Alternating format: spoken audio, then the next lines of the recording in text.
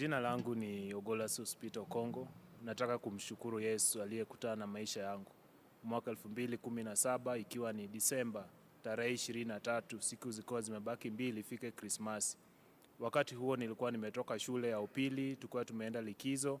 Na basi nilipofika nyumbani nikaona moyoni nilikuwa nimekaa hapo awali nikiwa nimenungunika sana. Nikiona kwamba labda mimi sipendi kwa ajili ya ndugu yangu ambaye mara mingi angeingia kongamano hizo. Na basi nikaona kwamba labda mimi sitaingia, lakini siku hiyo nilipofika nikaambiwa kwamba nitaenda ushirika huo. Nashukuru Yesu ya kwamba nilipoenda wakati huo, tukawa hapo siku ya Jumatano, siku ya Alhamisi, siku ya Ijumaa, lakini sikupata msaada kwani nilikuwa nimejiona kwamba mimi nafaa. Wakati huo nikiangalia nyumbani mahali nimelelewa, nikiona wazazi wote wakiwa walimu wa shule, na hata mama ndiye aliyekuwa amenifunza katika shule ya chekechea. Na nafasi hiyo nikawa nimeona kwamba basi mimi nafaa. Zaidi ya hayo nikiwa nimesikia shuhuda zao ya kwamba wao ni waongofu, baba akishuhudia maisha yake naye mama pia akishuhudia jinsi alivyopatana na Yesu. Na basi katika hali hiyo hata wazazi wakihudumu katika kanisa la Kianglikana kama walimu wa kanisa, lay readers. Na basi nikaona kwamba maisha hayo niliyoyaishi kwangu nikajiona kwamba nafaa. Kwani kama sikuwa pale kanisani nilikuwa nyumbani, kama sikuwa nyumbani basi nilikuwa shuleni.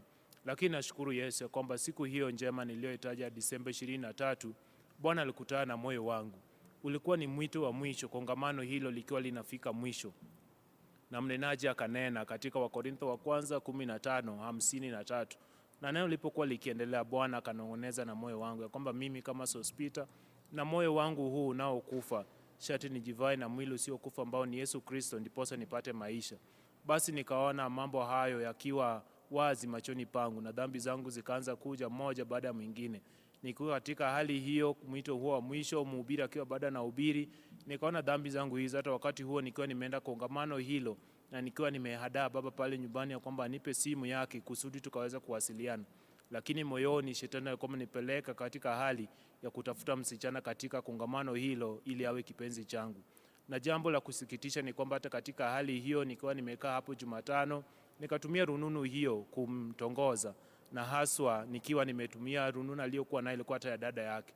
Na hali ya maisha hayo nashukuru Yesu ya kwamba alinipata kabla sijaenda mbali.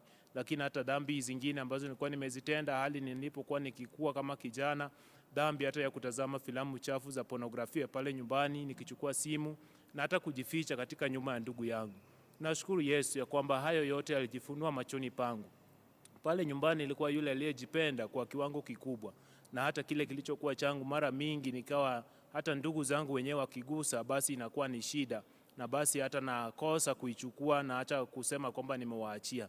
Mara mingine pia pale nyumbani wakati ambapo wazazi wangenikosoa kwa jambo hili ama lile, ningetii, lakini moyoni ilikuwa nimetii shingo upande, na wakati mwingine kwamba labda sikuwa nimependwa. Hata hali ya michezo niliyocheza nikiwa kijana pale nyumbani, na hata kuenenda hali hiyo nikiwa yule ambaye alikuwa ameanza kushindwa na tamaa za ujana za mwili huu. Lakini nashukuru Yesu ya kwamba siku hiyo njema alipojifunua kwangu, dhambi zangu hizo zikawa wazi, nikakubali, nikafika msalabani. Wakati huo nikilia kwa machozi na nikajipata nimefika pale mbele ya pale alipokuwa akihubiri, na hata nikilia kwamba Bwana niokoe. Akawa mwema, akaniokoa, nikaanza mwendo mpya, hata hali ya kuanza kutengeneza. Nakumbuka nilipotoka kongamano hilo, hali nikiwa nimejawa bado na uoga, lakini nilipofika nyumbani nikasikia sauti kiniambia ya kwamba lazima nitengeneze. Nikachukua simu kumpigia msichana yule, na hali hiyo nikiwa na uoga, lakini Bwana kanitia nguvu na kumwambia kwamba nisamee. Hata hali hiyo nikisikia akikata simu akisema ni sawa, na moyoni nikawa nashukuru Bwana kwamba aliniokoa katika kila ambacho kingenidhuru, labda katika hata na imani yangu. Nashukuru Yesu hata kuendelea hivyo pale nyumbani na ndugu zangu na dada zangu, hata kwa wazazi, na hata pale nilipoenda kutengeneza wakawa wanashuku ya kwamba haya unayosema uliyatenda lini. Lakini nashukuru Yesu ya kwamba akawa mwema.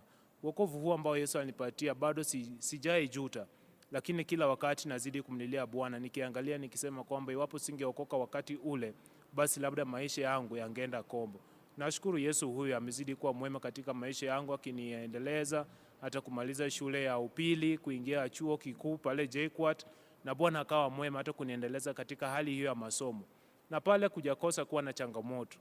Hata hali ya mwili ukitaka kusema mara kwingi, lakini nashukuru Bwana kwamba amekuwa nami tangia mwaka wa 2021 mpaka mwaka jana Disemba 2025 nilipohitimu, na hali hiyo nikiona Bwana akinipigania vita, nikitoka pale ushuhuda wangu ukiwa bado umesimama, na hata nazidi kumlilia Bwana hata wakati huu ya kwamba wokovu huu alionipa basi nisaidie nisije nikauasi, bali nitembee nikikumbuka kwamba kule aliponitoa kama sio yeye basi hata kufunza kwa wazazi wangu kama walimu, kuhudumu kanisani hakungenifaa, kwani hata mimi nilikuwa nimeanza kuhudumu kanisani lakini nilikuwa napigana vita na dhambi moyoni.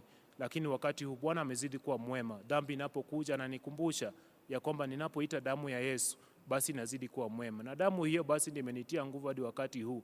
Kila wakati nikirudi pale msalabani, dhambi inapokuja kifikra, kimatendo, kimaneno, hata ninapoendelea na watu pale ninapokaa, hata pale ninaposafiri, wakati mwingine za kuona, lakini damu hiyo ninapoita inanitakasa na inanipatia kuanza mwanzo mpya nikiwa na Yesu. Basi